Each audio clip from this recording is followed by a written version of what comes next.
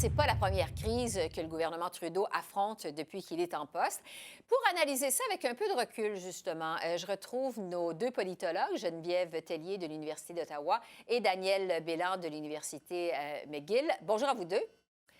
Bonjour. Geneviève, d'abord, je le disais il y a un instant, évidemment, ce n'est pas la première crise que traverse le gouvernement Trudeau depuis qu'il est élu.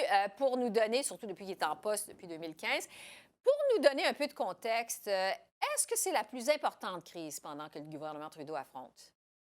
Je vous réponds oui sans aucune hésitation. C'est vrai que c'est pas la première crise. Si on recule dans le temps, il y a un an à peu près, jour pour jour, il y avait une crise majeure chez les libéraux. C'était avec l'histoire de Josie Wilson-Raybould. C'était une crise de confiance à l'intérieur de son caucus, de son cabinet.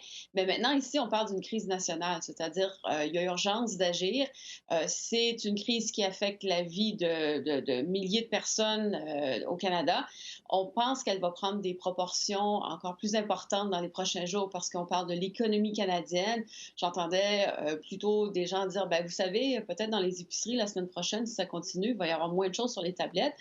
C'est vraiment majeur. Et là, on cherche un peu le leadership de M. Trudeau sur la scène nationale qui doit rassurer, qui doit aussi montrer qu'il y a une vision ou un plan. Puis c'est ça qui manque. Alors, ça attaque directement la crédibilité et le savoir-faire et le style de leadership de M. Trudeau.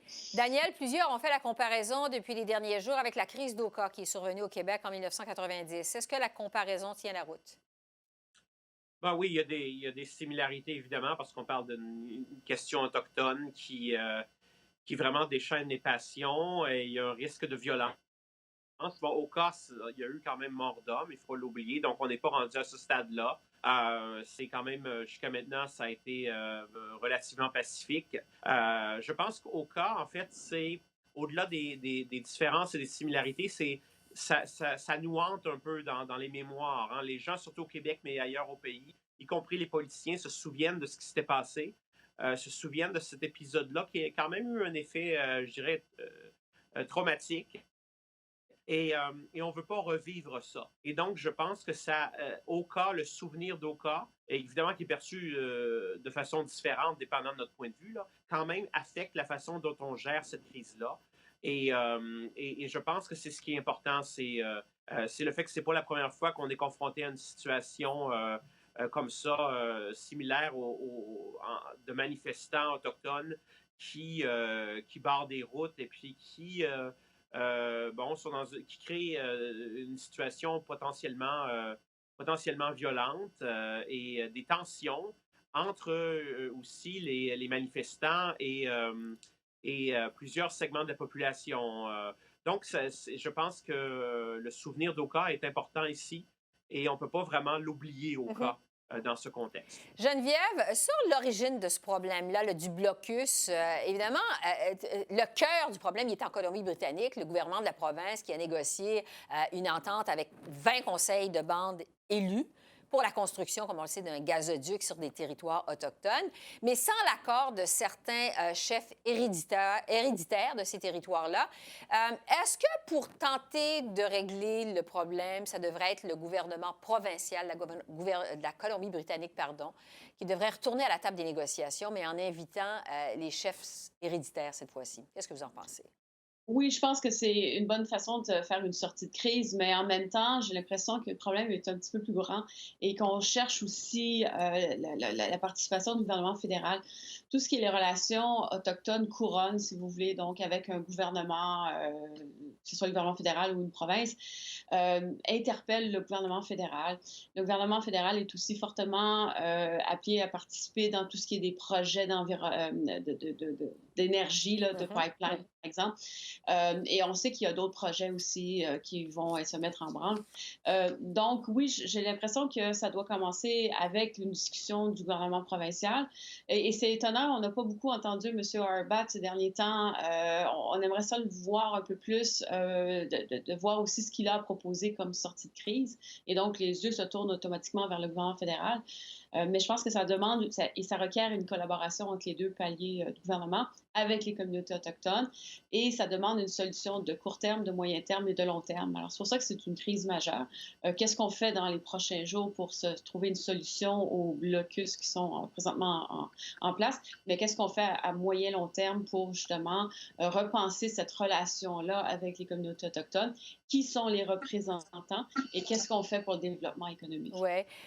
Daniel, Geneviève parle d'une crise majeure. Est-ce que ça pourrait contrecarrer d'autres projets énergétiques au pays que cette crise avec cette histoire de gazoduc en Colombie-Britannique? Oui, et je pense que c'est pour ça que les conservateurs, notamment Andrew Scheer, adoptent une ligne quand même dure Oui. dans ce dossier parce qu'on a l'impression que ça pourrait avoir un effet domino et que ça pourrait affecter d'autres projets à l'avenir.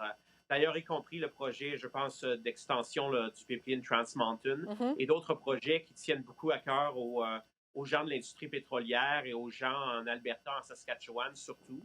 Donc, je pense que oui, on a peur d'une sorte de contamination des autres dossiers, que un peu cet esprit de manifestation là, se propage. Et ça s'est déjà propagé de toute façon, mais que ça fasse effet boule de neige et que ça devienne un peu incontrôlable. Donc, c'est ça l'approche des conservateurs, c'est de dire il faut arrêter ça tout de suite, envoyer la police. Mais je pense que ça, c'est une solution qui est quand même assez simpliste. Donc, c'est vrai que Justin Trudeau a manqué un peu de leadership, qu'il a pris trop de temps avant vraiment d'intervenir de façon très directe dans ce dossier-là, mais que les conservateurs, eux, adoptent une position qui est quand même qui est un peu unilatérale. Mais je pense que c'est la peur d'une contamination des autres dossiers et que ça fasse boule de neige et que ça a un impact un impact vraiment négatif sur le développement d'autres projets de pipeline et d'oléoducs. Geneviève, Daniel vient de parler de la ligne dure des conservateurs. Les provinces aussi, certaines provinces, comme le Québec et la Saskatchewan, ont fait pression sur le gouvernement Trudeau au cours des derniers jours pour qu'il intervienne au plus vite, pour régler le problème au plus vite. Malgré les risques que ça dégénère en violence, qu'est-ce qu'on doit penser de l'attitude des provinces dans la gestion et le développement de la crise? Ben, on sent une certaine nervosité. Oui, certaines provinces voudraient qu'on intervienne plus, mais en même temps, on reste prudent. Je pense à M. Doug Ford, par exemple, qui a dit ben, j'aimerais bien que ça se règle, mais c'est pas moi qui va dire à la police quoi faire. C'est un peu ça la position des provinces. Et on voit qu'il n'y a pas un front unanime non plus chez toutes les provinces. D'ailleurs, M. Trudeau va s'entretenir. Et finalement, je vais vous dire, parce que ça a tardé, mais finalement, M. Trudeau parle aux premiers ministres provinciaux aussi, donner un peu leur juste. Mais effectivement, les provinces, quand elles regardent ça, elles sont un peu prises au dépourvu et démunies parce que, je reviens à ce que je disais tantôt, la balle est plutôt dans le camp du gouvernement fédéral, même si en même temps la Colombie-Britannique devrait intervenir un peu à ce sujet-là.